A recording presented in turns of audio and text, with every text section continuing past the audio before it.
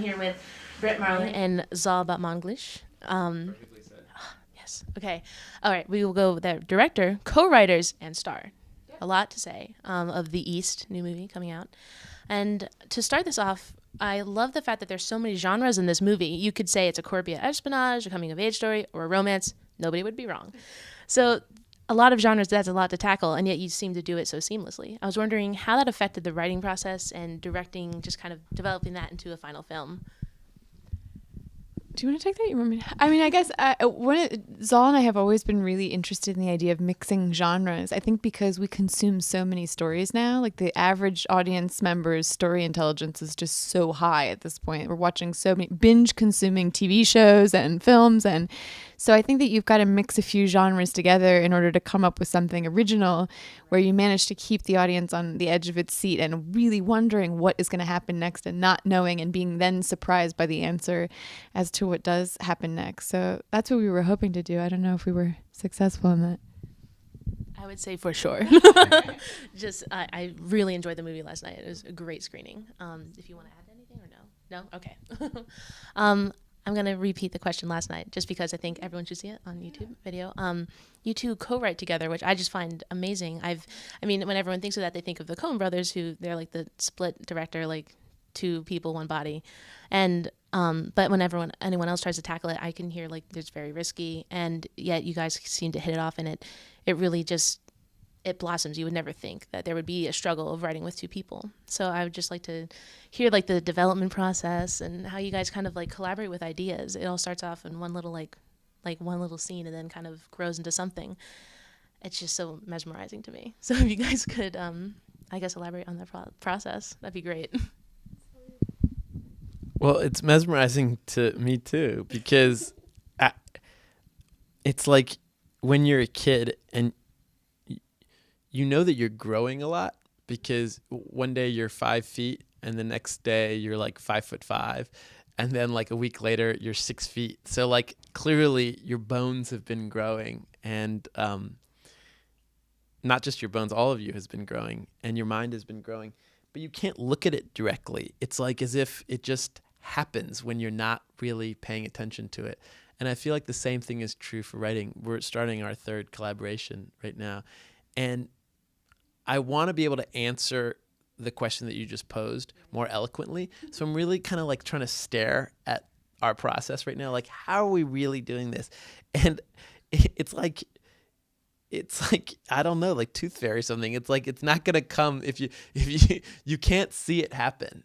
Like you can't see it grow or happen. It just does when you're not looking. We try really hard to be prepared for when it does happen. So we work really hard on being kind to each other and sort of checking in with each other, seeing how are you, how do you feel, what's going on in your life. And Brit is so empathetic. She is feeling me and asking me questions. And then we kind of spend a couple days doing that and getting all of that out of the way, which is a lot more work than you'd think. And especially a lot more work than our culture sort of values. And then it just sort of magically, their trust develops, And when you have that trust, you can send ideas back and forth between the two people. And I cannot tell you who came up with what or whose perspective is what. It just sort of becomes something that we share parenting of, or we're custodians of. I don't feel like these are our ideas or even our films. I feel like we shepherd them in. And that's what's so cool about the fact that we don't co-write novels, but that we co-write films, is that it's just a blueprint. And then all these other great people come, and that you can see. You can see how the film is put together. Yeah, how, someone builds the actual house that it's going to take place in, and another person, builds the wigs. It's cool. Did you want to? Oh, no, I'm sure. He answered so eloquently. I can't.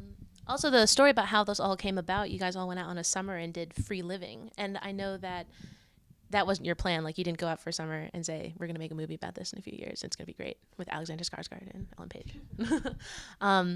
But, like, when it did come around that you kind of were throwing around these ideas and it came out, did it slowly kind of connect, oh, man, this one summer, this could really be helpful? Or just did it hit you right away, or did it just kind of come in a gradual process through the ones like through just a collaboration of scenes of something that you discovered? I think honestly what happened is that we had that experience many summers ago, and then we learned a lot from that and brought kind of that understanding of tribalism and of making things in a collective, and of doing it for very little or for free. And then we made 2 other films, and I think on the other side of that, we found that we just couldn't shake the experience of that summer, that it was still resonating with us. And not only that, its resonance had grown. Like it was as if the clamoring of it was even stronger than it had been when it happened. And why? Like, why did we feel the need to keep talking about it with each other? And why were we so desperate to talk about it with other people?